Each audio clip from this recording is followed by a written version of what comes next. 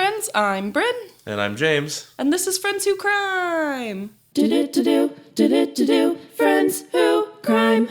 Before we dive in, quick reminder, follow us on Instagram at Friends Who Crime. If you enjoy our storytelling, please rate us 5 stars on your podcast app of choice. All of those things. Happy New Year to all of you. I want to introduce my guest that I have today. We have James back on the podcast. Hello. Hello. Last time was episode 11, I think. So it's been a hot minute. Yeah, you were the episode on Tony Henthorne, right? Yeah, the hiking little slip and slide down the hill that was not accidental. No, definitely not accidental. Has anything happened since the last time you were on? Any life updates? I had a lot of really good shows with my local bands. Check out Valise and Silver Hour if I can do a little self-promo. Absolutely. Yeah, a lot of, and then some cool Bryn gigs. We played at an HEB together. That was fun. We did play at an HEB. Which, for our non-Texas listeners, is a fantastic grocery store. Stop by if you're ever in town. Yes. It's better than Buc-ee's, which I know is a hot take, but HEB is better than Buc-ee's. For my Bryn-terruption today, James is the perfect guest for this because I got some new mics that we're recording with right now. So hopefully we sound beautiful. Big Shure branded mics that you'll see a lot of like YouTubers using on podcasts. I recognize them immediately. They're very good. I love it. Yes. I got one for Christmas and then I ordered one to match because I needed two. And now I get to sell one of the old ones. Hell yeah. Which is nice. Hopefully that'll make me at least half of what I paid for the new one.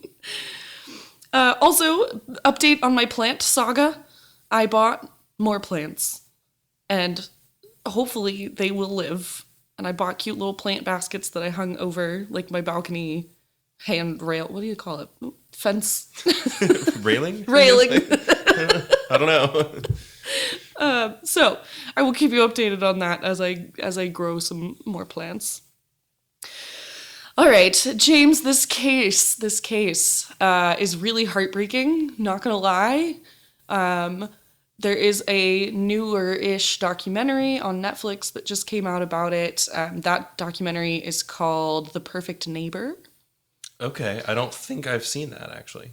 I highly recommend it. I watched it with Andy, and it's really well done. The majority of the documentary is like body cam footage. Oh, okay. Courtney and I have actually been watching a lot of body cam footage recently just on, I don't know what platform it was actually, but yeah, it wasn't that, but some other body cam thing. Yeah, you'd like it. You'd really like it. And it's not a series, it's just like a hour-and-a-half movie documentary. Okay. Yeah. So let's get into it. The tragic story of Ajike AJ Chantrell Owens, a 35-year-old mother of 4 in Ocala, Florida. AJ was known in her community as like the dedicated mom. She worked as a manager at McDonald's and she spent her free time playing football with her kids and other children in the neighborhood. There were tons of children in this neighborhood that would all play together. They were all around the same age. One neighbor, Phyllis Wills, said AJ was an amazing, great mother. She always went to work and came straight home for her kids. So she wasn't getting into anything weird. Like, she was just a good mom. She stayed really focused on her children. AJ even signed the kids up for football practice when their parents couldn't, like the other neighborhood kids. She would take the other kids to football practice. So they'd have something to do on the weekend. In short, AJ was loved in her neighborhood and took care of her family. Right next door lived 58-year-old Susan Louise Lawrence. Some reports say that she was 60, but somewhere between 58 and 60. Lawrence and the Owens family had a pretty bad feud that had stretched on for over a year. The source of the conflict was this patch of grass in a vacant lot that was just kind of in the middle of all these duplexes. AJ's children, Isaac, Africa, Titus, and Israel, liked to play football in that grassy patch. But Lawrence apparently claimed that that grassy area was part of her property. Okay, wow. So already, yeah, a really big red flag that the neighbor is just immediately harping on her family for that when it seems like the rest of the entire neighborhood is like really chill with her and supports, what she does for the other neighborhood children. And there's one person who's just like, get off my lawn. Literally. And everyone else is like, it's amazing that you play football with the kids. Yeah. Right. Literally. This is going to turn into a lot of like, calm down, Susan. Like, like literally calm down, Susan. Calm down, Susan. Cool it, Karen. Same vibe. Neighbors described Susan, Lawrence, as angry all of the time. Whenever the kids were outside, she was yelling and harassing them for just simply playing and being kids. She even put up all these signs, like, throughout the edge of her lawn, like they lined the property line that said no trespassing in like big letters. Records show the Marion County Sheriff's Office received around 6 calls over 2 years involving Lawrence and the Owens household, mostly with Lawrence complaining about quote unquote trespassing and the kids' behavior. Okay. It's also important, right before I go into this next little section here, that the Owens family and a lot of the other families in the neighborhood are black. Okay. And Susan is very, very white. Yeah, that part I've kind of assumed. Yeah. And unfortunately, that comes into play here. Oof. It wasn't just lawn disputes either. Documents and witness accounts from the trial revealed that Lawrence's harassment took a really nasty turn. An arrest affidavit detailed that Lawrence admitted to using racial slurs against AJ's children. Specifically, she confessed to calling them the N-word and even referring to them, and I'm so sorry this is going to come out of my mouth, but she referred to them as black slaves out of anger. Dear Lord. Not okay. So not okay. One neighbor noted that Lawrence would often shout nasty things at the kids when they were in the lot, and even when they were not in the lot, when they were on the street, on public property. On one night, investigators say that Lawrence went as far as physically throwing things. She reportedly threw a pair of roller skates at AJ's 10-year-old son, hitting his foot. Those are heavy, too. Heavy. I didn't know that till recently. Really? Just how heavy like a solid pair of roller skates can be. Yeah. Well, because Courtney's doing the roller derby thing. Stuff. Yeah. Yeah, those are heavy. They are heavy, and she threw them at a 10-year-old as a 60-year-old woman. And she may have even swung an umbrella at another child that was playing nearby that same day. So, this neighborhood, working class in Florida, dotted with duplexes, some horse farms here and there. On one side, you've got a devoted black mother of 4 who cares for her kids and their friends. And on the other, a white woman who has called the cops multiple times on those kids and yelled hateful slurs at them. So obviously there were tensions happening. And you might think, here it comes. Lordy, calm down, Susan. They're just kids. But sadly, Lawrence never thought that way. On the evening of June 2nd, 2023, everything came to a very horrific head. The kids were outside playing as usual. At some point during the evening, a dispute broke out. According to the evidence and witness accounts, Lawrence had a confrontation with the children. Again, woman, fully grown, fighting with children. One story from Lawrence's later claims is that she tripped over a skate and the boys refused to pick it up. The local news reports also noted that Lawrence allegedly seized a child's tablet, and used derogatory language about the kids just before AJ comes over to talk to her. Whatever the exact details, one of AJ's children ran home complaining that Lawrence had hurt him and thrown a skate. This is where things escalate really quickly. AJ heard that her son had been attacked by their neighbor. Again, keep in mind, AJ is just a mom trying to protect her kid. Yeah, and this seems like a very clear, cut and dry threat of physical violence. Mm-hmm. It's not like the traditional yelling, "Get off my lawn." This is escalated to, yeah, hey, someone is hitting your kid. You gotta go over there. Right. And one thing that I really didn't incorporate into the script is how, like, fucking insane Susan is. Like, at one point, the kids have the dog, and they're, like, walking the dog in the street past her house. Fully public property, not even close to being on her property, I assume. Right. And, like, the kids know at this point, like, do not go on her property. That grassy field, not her property, but do not go on her property. Like, you can, she will hurt you, kind of thing. So they're walking the dog past her house on the street, and Susan's truck is parked in the street.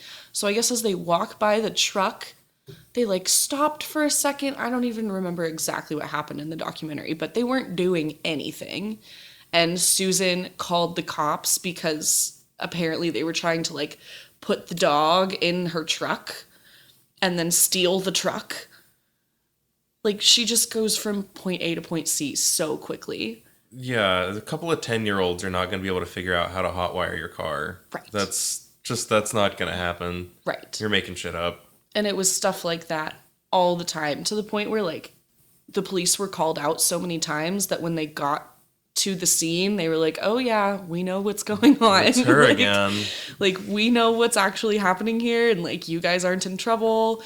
Just stay off her property. Like, I actually really admired the way the police handled it from what I saw in the documentary and from the research I've done. Like, they handled it really well. That makes me really want to watch the documentary, because I've seen a fair share on social media of, like, bad body cam footage where the cop is definitely in the wrong. Like, there's more than a fair share of that kind of content going around, and it's refreshing to see, cops who are actually understanding what's going on, doing their job correctly, and actually protecting these children. I also really want to see the footage so I can put a face to the old hag, see how really evil she actually is. Sounds quite bad. Yeah. I would look up a picture, but I know her mugshot's gonna come up. Spoiler alert. Yeah, and, like, in the footage, you can, like, hear the police being like, "This lady's fucking psycho." Like, they know, they do know. And at that point, they can't really do anything about it yet. They don't have. Nothing they can do. Yeah. Yep. Yeah. So let's get back to this awful, awful evening. Skates have just been thrown at AJ, or not AJ, I'm sorry, AJ's son. So AJ grabs her son, walks over to Lawrence's front door to confront her about what happened, adult to adult. AJ knocked on the door and called for Lawrence to come outside. This was around 9 p.m. The door was locked and windowless, metal door, okay? And it was kind of a tense moment, from what we understand. Almost immediately after AJ started knocking, Lawrence grabbed her handgun. You might know where this is going. But, this is the tragic part, the police were already on their way to Lawrence's house. So close. Mm-hmm. Lawrence herself had just made a 911 call moments earlier complaining that 3 children were trespassing and she felt threatened by them. So this is before AJ even went over. And she's also in possession of, at this point, she's stolen the kid's iPad too, right? Correct. She's allegedly. Allegedly, okay. But still, they may just be going into the yard to ask for their iPad back, because that would be a fair thing to do in that situation. Correct. And in this phone call to 911, in her 911 call, she noted that one kid was Latino and 2 of the kids were black that were trespassing. Like, that was very important for her to slide on in there. unfortunately. Important for the cops to know that. Wow. Yep. So the dispatcher sent deputies to her house for the alleged trespassing. And literally while deputies were en route to her home, AJ knocked on her door. And then Lawrence fired a shot. A single shot rang out from behind the closed, locked door. So through the door. Through the door. Wow.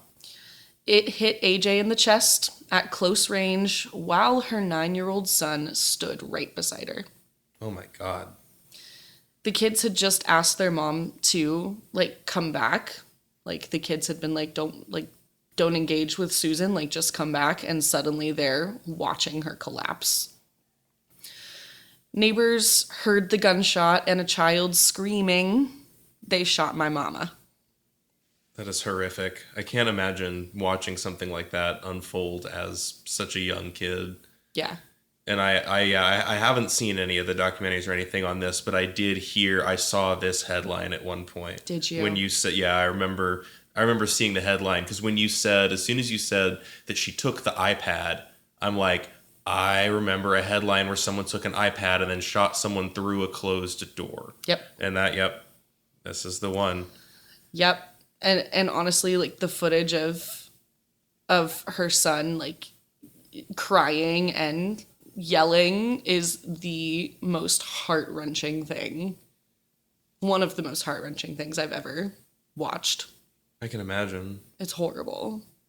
And that's also just such a cowardly thing to do as well, to even, attack a defenseless person of any age or race, to just do that through a closed door when they're not coming over there to harm you. Right.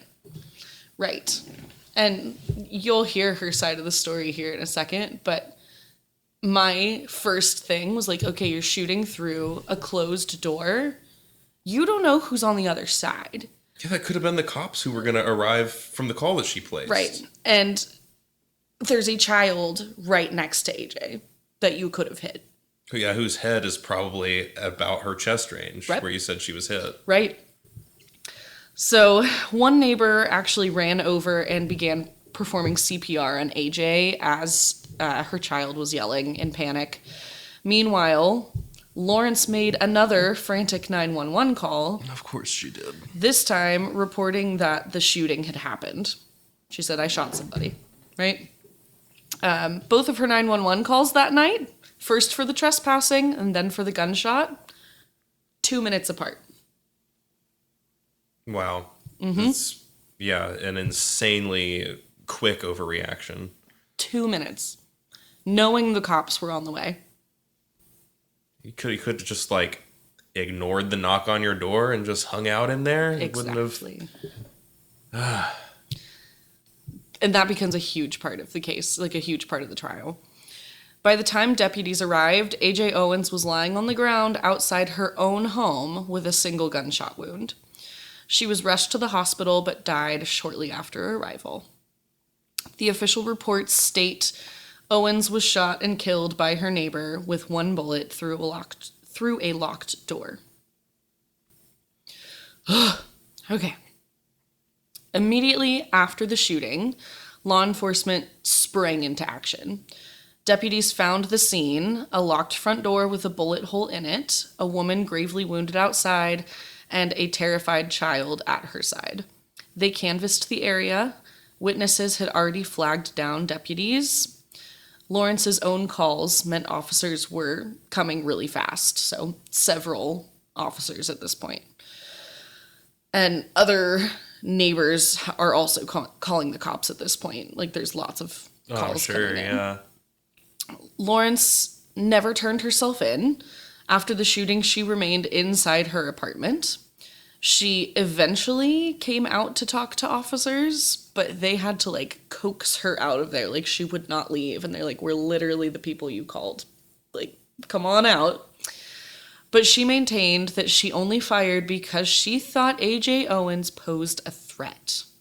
That was her story. That AJ was, quote, pounding aggressively on her door, and that she feared AJ would break in and hurt her.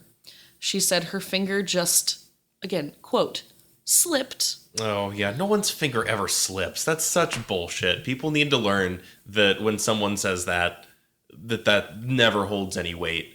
And, like, if you want to stand at your door armed, sure. If an axe comes through the door and someone starts rushing inside your house, then I can understand defending yourself. If, like, until your door is breached, there is absolutely no reason to even turn the safety off on a weapon. Right. That is insane. I agree. And even, let's say, in a world where her finger did slip, okay, which I don't agree with, but her gun had to still be pointed at the door and, like, ready to fire. Yeah, point blank range at chest rate, Right. like chest height. Right. Yeah. Does not make any sense, Susan. And luckily, detectives and forensic evidence told a very different story. Crime scene experts noted the door was locked and barricaded. The bullet entered through it, but there was no sign AJ had ever tried to force entry. The door's locking mechanism was intact. The lock and the deadbolt had done their job. No shattered glass, no kicked-in frame, nothing to suggest AJ got past the metal door. Yeah. Okay. The pathologist's testimony later explained the wound. It was on AJ's right side of her chest, just above her breast. The bullet had entered there, then pierced her lung, her heart, spleen, and lodged in her lower left abdomen. Critically, the forensics found no powder burns or soot on her skin, and that means the gun wasn't held up against her, it was fired from a distance. Behind the door, which matched the evidence. There was only one shot, and it clearly came from Lawrence. And from that side of the door. Like the way that the bullet had gone through the door and what do you call it? Trajectory of Yeah. whatever it left behind. Yeah, like remains. the metal, the way the metal was bent. Yeah. It was like, yes, the bullet definitely came from inside. Detectives collected the spent casing from inside the apartment and the bullet from AJ's body. Ballistic tests confirmed Lawrence's gun had fired that round. They also analyzed the 911 recordings. Just 1 minute after Lawrence's trespassing call ended, the dispatcher hears a shot and then Lawrence's panicked second call. Deputies from the Marion County Sheriff's Office pieced this together. Lawrence called for backup, and then, before backup arrived, she shot her neighbor. After the scene was secured, and after deputies heard Lawrence's second call, they arrested her on the spot the next day. So not that evening, but the next day. At first, the sheriff's office faced pressure for the delay in arrest, surprisingly. Sheriff Billy Woods even addressed it publicly. He said their hands were tied by Florida's laws. Until enough evidence was in, they couldn't charge her immediately because of stand your ground laws. I've heard of it taking longer, but still, that's even 1 day is still too long. Yeah. Like she should have left there in cuffs that night once she came out of the house to be questioned. Like I agree. It's pretty cut and dry exactly what happened. Like you get there, you see the door's not busted in. She says she shot someone. She shot someone. Especially with the history, right? Yeah. The cops know the feud that's been going on, and they know how ridiculous Susan is. Ridiculous isn't even the right word. Yeah, it's tragically over the top. Yes. So they later clarified, stand your ground does not justify shooting through a locked door. No shit. This situation is a prime example of when it's not justified. It was just simply a murder. Lawrence was booked on multiple charges: manslaughter with a firearm, culpable negligence, battery, and 2 counts of aggravated assault. Basically, she faced a first-degree felony manslaughter charge, which in Florida carries up to 30 years. But Lawrence publicly proclaimed her innocence. Of course. She told police she felt terrified of AJ Owens, claiming AJ was pounding on her door and insisted she acted in self-defense. This was part of her stand your ground defense. We're going to come to find out that's her defense that she uses in court, is stand your ground. She even said the children had been trespassing and were lying in their statements. She's such a piece of work. I can't, adults fighting with children. Well, trying to manipulate these children after murdering their mother. After murdering their goddamn mom. And you said that AJ was taking care of these kids on her own, right? Mm-hmm. Is that single mom? Yeah, that's... Wow. Meanwhile, the community and the victim's family demanded justice. Civil rights attorney Benjamin Crump got involved very quickly, calling the killing, quote, an unconscionable, I said that right, the unconscionable killing of a mother who simply knocked on a door. He criticized Florida's systems for even letting Lawrence go uncharged for days.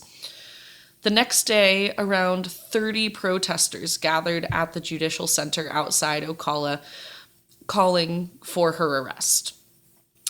Great criticism, great name. Go Crump. Crump, yes.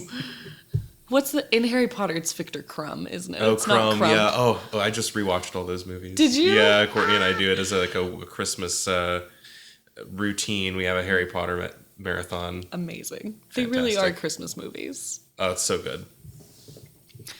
The state attorney promised a really thorough review, and after days of interviews and forensic work, the arrest was made. Law enforcement emphasized that physical evidence contradicted what Lawrence was saying. There's no self-defense happening. There was no evidence AJ ever tried to enter or attack.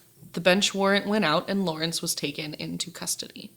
Nearly a year later, in August 2024, the case finally went to trial. By then, it had national attention as a flashpoint in Florida's gun laws debate. The jury was a 6-person panel, notably all white, from Marion County. The prosecution came prepared with a timeline, the forensic reports, and witness statements. They painted a scene. AJ knocked on her neighbor's door through a locked, dead-bolted door, and Lawrence shot her without provocation. The prosecutor, State Attorney Rich Buxman, laid it out really bluntly. If AJ had magically broken through that heavy metal door to threaten Lawrence, well then, maybe lethal force would be justified. But until AJ did that, which she never did, there was no imminent danger to justify the shooting. Amen. Multiple witnesses took the stand. AJ's children in closed court, so not in front of the media, because they're minors. Neighbors who heard the shot and the child's scream, deputies who arrived on the scene, 911 operators, crime scene techs, forensic experts, including the pathologist, and they all confirmed details like the bullet path and the lack of any real threat from AJ. The police detective testified that deputies were already on the way when AJ was shot, and that their interviews with Lawrence revealed a pattern of hostility, not self-defense. On the defense side, Lawrence's lawyers brought family members and character witnesses to portray her as a devout Christian with PTSD from past abuse. And normally, with past abuse, I would be like, yes, absolutely put that in your defense. I get it. If it happened, right? And I'm not one to doubt victims. I'm not. But this whole, I don't trust anything that comes from Susan. I just don't. Yeah, it kind of seems like she's, using other people's actual medical diagnoses as a scapegoat, which, even if she is diagnosed with PTSD, that's still there's a difference between having a panic attack because someone's pounding on your door versus shooting someone through a closed door because they're knocking. Right. There's a difference there, I feel like. Yeah, and she tried to bring it up so much throughout all of the interrogations and in the trial. It was a lot. They argued Lawrence was truly scared for her life, citing her prior skirmishes with AJ's family. Her attorney even had a psychologist testify about how fear might have affected her. Same. Her attorney even had a psychologist testify about how fear might have affected her decision making. They tried to paint this not as a murder, but as a tragic misunderstanding blown out of fear. Yeah, you don't misunderstand someone with a gun. No. That's not how that works. And also, yeah, you said that they tried to paint it as this whole thing where, oh, she's had so many past conflicts with these people. She's been threatened by them so many times in the past. Yeah, what, by them playing football? Right. How is that a threat? Children playing football. I feel like she's probably only threatened because she's racist and they're not white. Yes. Absolutely. Absolutely. And like, if you are so threatened by the people in your neighborhood, move. Right? Move. She did not own that duplex. She was renting that duplex. Yeah, she probably had the privilege of moving elsewhere, and AJ's family might not have had the privilege of living anywhere other than that. Right. And and like a lot of the people were renting. I want to say, I think I'm wrong. I think AJ was also renting. I was going to say she maybe owned it, but no. Anyway, yeah, Susan did not own that duplex, and the landlord was like so aware of what was happening. Was like they're allowed to be on that piece of grass. Like, you can't do anything about that. And so she was mad at the landlord. There's a whole thing. The documentary goes further into it. Well, yeah, wouldn't it even, it would be the landlord's say who can play on the grass, not the tenant's say. Yeah. That's even more ridiculous. I didn't even factor that in. Yeah. One other thing that I did not put in here that just popped into my brain was after the shooting, when they brought Susan in for interviews at the police station, she did not know yet that AJ had died. Oh. And so in the interrogation footage, you can see when they tell her, like, well, just so you know, like, You're a murderer. You're a murderer now. She's dead. Like, you took a mom away from her children. And the reaction that she gives is so false. Like, it's just not authentic at all. Like, she does not feel bad. In my opinion, the way it seems is that she does not feel bad at all. And she's just putting on an act of like, oh no, I've done this. And then she goes into like, oh, because of my past and my past abuse, that's why I did this. Like, I don't know what else I could have done. And it's like, go fuck yourself, Susan. Don't know what else you could have done. No way. There's a million other things you could have done. Literally nothing is... Literally nothing. Like, you didn't have to do anything. That would have been a better option. That was an option, Susan. So, after all of this and trying to paint Susan in this good Christian lady light, it did not work. On August 16th, 2024, after just a two-hour jury deliberation, Lawrence was found guilty of first-degree felony manslaughter with a firearm. So, like, snaps. Yeah. I'll snap for that. Bye, Susan. Well deserved. Interestingly, prosecutors had charged manslaughter, not murder, because the evidence fit that charge better under Florida law. Like, they didn't want to go for murder and then have her found not guilty because then you can't charge her again, right? Well, I mean, at least it's a charge. Yeah.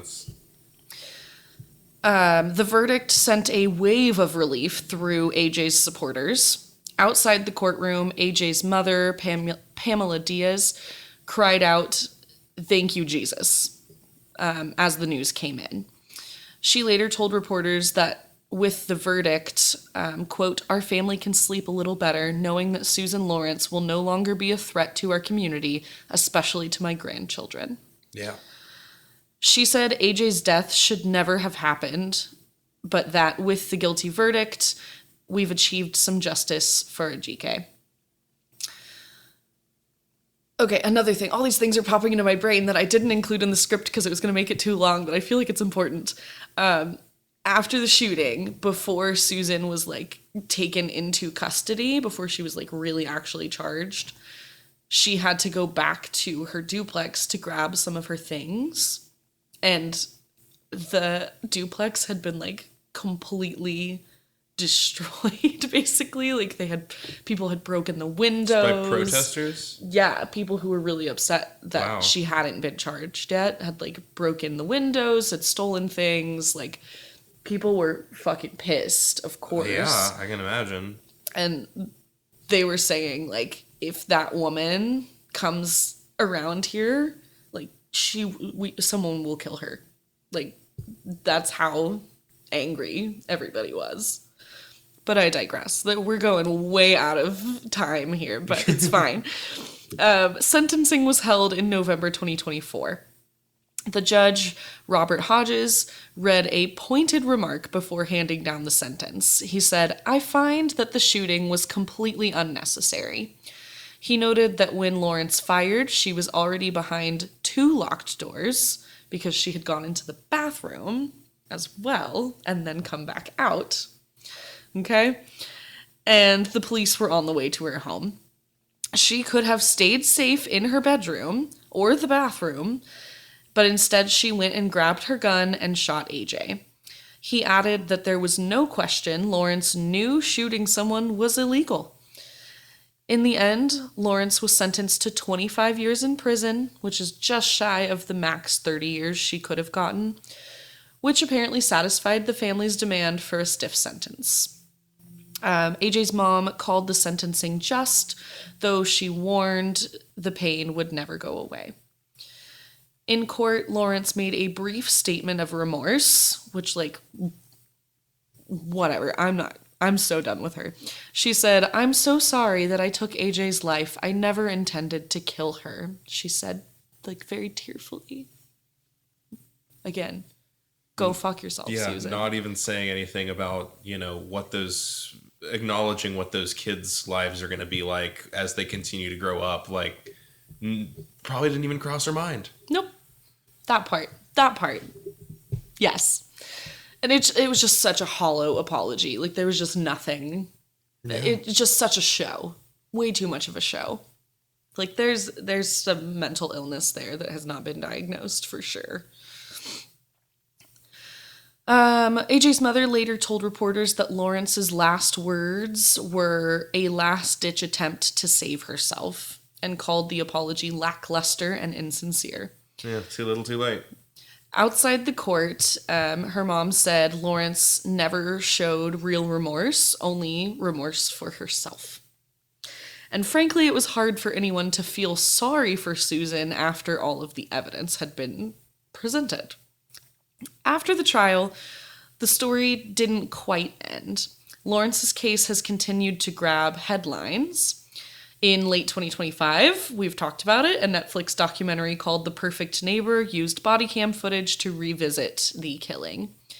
AJ's family even used Freedom of Information requests to gather all of the videos and included them in the film. The documentary brought more attention to AJ's life, including like how loved she was in her community and the family's fight for justice. The Owens family has kept up the pressure. In July of 2025, they filed a wrongful death lawsuit against both Lawrence and the landlord of the property, seeking damages for AJ's death. Lawrence herself has not stayed quiet, because of course not. From behind bars, she made a jaw-dropping move. She wrote a letter saying she planned to countersue AJ's family for defamation. Good luck with that. Defamation is only when it's not true. So, nice try. Right? She claims that AJ's kids lied under oath and that they trespassed on her property, and she demanded over $50,000 in damages for their slander against her. So, like, it's not enough that she took their mom away. Now she needs their money, too. Gotta rub it in like that. Yeah, no, it's gotta go the other way around. Like, if that mom's not there to provide for those children, like, they, she should be taking on that financial responsibility. Yes. Even the judge in the trial had said Lawrence's past child abuse, mental illness did not excuse her actions. But apparently Lawrence felt wronged by allegations in the depositions. WCJB reported on her letter. It was a 4-page note from prison threatening AJ's mom and the children with a defamation lawsuit, absurdly claiming she was the victim of lies. It's almost humorous. Like, we're sitting here laughing at it. It's really dark. And it's not funny. But it's ridiculous enough that it's laughable. Well, yeah, it's not... The situation isn't laughable. What's laughable is that she even would try to do that and think that that would work. The audacity. Like, that's sheer stupidity. The chutzpah. Meanwhile, AJ Owens' family has channeled their grief into positive action. They founded a nonprofit called Standing in the Gap Fund. This organization supports families who have lost loved ones to racially motivated violence and helps them navigate legal and emotional recovery. Pamela Diaz even appeared on Al Sharpton's show, pushing to repeal completely Florida's Stand Your Ground law, calling it an archaic law many racist people stand behind. The fund is also raising money with a goal of $3.5 million by 2030 to advocate for legislative change. I am going to link that website in the show notes, so please go check it out. If you've got some money to donate, please do that. I think it's a really, really good cause. As of late 2025, that we're just coming out of here, Lawrence is serving her sentence at Homestead Correctional Institution in South Florida. The commemoration of AJ Owens has continued. Plans were announced for a mural in downtown Ocala celebrating her life as a symbol of healing and truth. Aw. I think that's so beautiful. That is. This case really shook people because it showed deeper issues. A white older woman shoots her black neighbor dead under this very shaky self-defense claim, and it inevitably spurred big debates on race and on gun laws, which we've already had a lot of here in the past 5-10 years. So it's just kind of adding No, it's a big one. The pile of like that something's gotta give, something's gotta change. Civil rights advocates pointed out that the Stand Your Ground law too often becomes a shoot first, think later license, especially when the shooter is white and the victim is black. In fact, prosecutors explicitly said the jury was sending a message, quote, senseless violence will be met with accountability, as attorney Ben Crump put it. Mr. Crump. To sum up, on a quiet June night, a simple knock at the door ended in a tragic and senseless killing. AJ Owens went to protect her child and ended up dead. Investigators in the court ultimately determined Lawrence had no legitimate threat and acted with depraved disregard for human life. The system finally held her accountable, but only after AJ's family fought and the community rallied for justice. And that is the case of AJ Owens and her family. Wow. Yeah, what a situation, huh? It's, like I said at the very beginning, it's heartbreaking. Yeah, I gotta watch that documentary. There's no winners in this situation. There's no winners. Truly. Like, there's no good at all. And I'm glad that the family has started that foundation, because I would say that is the only good that came out of this. Yeah, hopefully that really helps a lot of other people down the line in avoiding situations like that, such as this one. Yeah. Any other final thoughts, James? No, I feel like I cut you off enough tonight. No, it was great. It was so good. There was a lot of back and forth. The banter. Yeah, nothing else from me. Right. Well, James, thank you for joining me this evening and breaking in the new mics, taking time out of your life to come hang out with me. Of course. And if you're listening, let's see, what do I wish you this week? I wish you a happy new year. I hope that the new year starts out so wonderful, and keep up with your resolutions and hold each other accountable for things. Watch out for your neighbors if they're mean, nasty women, especially. Check your privilege. That's the moral of Hell this yeah. story. Check your fucking privilege. Thank you for tuning in to this very intense and heartbreaking episode. Stay safe. And remember, friends don't let friends commit crimes. Bye. I was gonna say do crimes, and then I remembered at the last minute that it was commit.